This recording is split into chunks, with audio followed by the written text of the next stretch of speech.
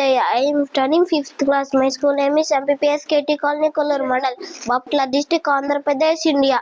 The Constitution of India. Preamble. We, the people of India,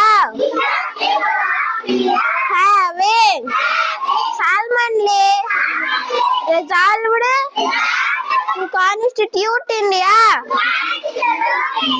into a sovereign, socialist, secular, democratic republic, and to secure to all its citizens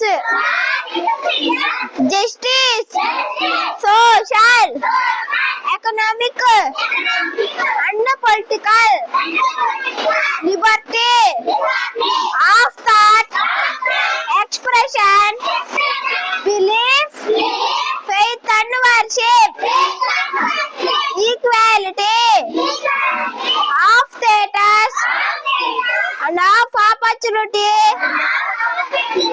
and to promote among them all fraternity, assuring the dignity of the individual and the unity and integrity of the nation.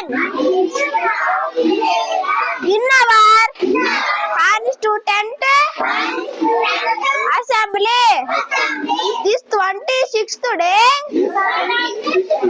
of November 1949, do hereby adopt, enact, and give to ourselves this Constitution